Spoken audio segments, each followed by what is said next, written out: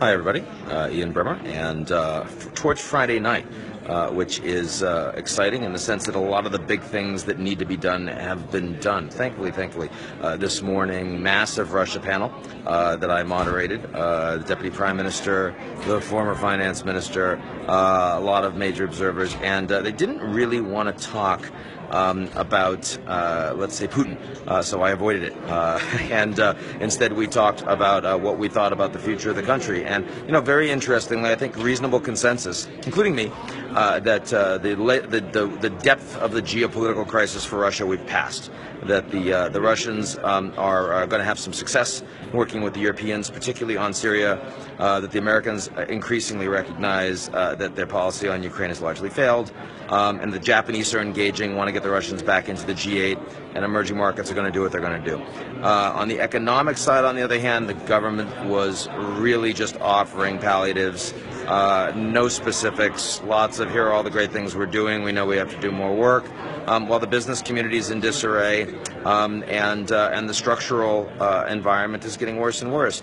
The interesting thing is, unlike every other major oil producer in the world, the Russians not every other major emerging market oil producer in the world, the Russians are really under no short-term pressure. Putin's approval ratings remain extremely high, and he can continue to focus on national security, patriotism, and one of the most consolidated perspectives of power of any leader in the world. So, this doesn't need to get fixed for years.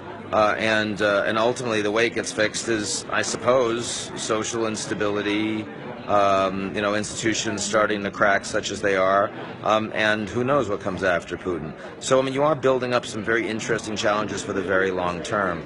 Same thing true of China, of course, as well. They've built up massive patriotism and support for a government that's been growing like Topsy for 35 years. You got to be really impressed. That also means that they're not under anywhere near the social pressure to make some of the more difficult changes in decentralization of power, or any of the more difficult changes in opening up the markets, so the stock market, financial reforms. Ultimately, they want to be in a halfway house. They want to open it up unless there's downside, in which case they intervene massively, which isn't a market. People here are more bearish on China than they should be, because they don't understand just all the levers the Chinese really have. If the Chinese tells you to jump as a market participant and they really need the money, you better do that, because the alternative is kind of Hodorkovsky-like for you, right? At the end of the day, I think that what we're seeing is that the emerging markets can persist, the big ones, the Russians, Chinese, can persist for quite a while until they can't, and the until they can't gets kind of ugly. Aside from that, a lot of talk about the Middle East, and I guess my big question about the Middle East is, to what extent is it a macro issue?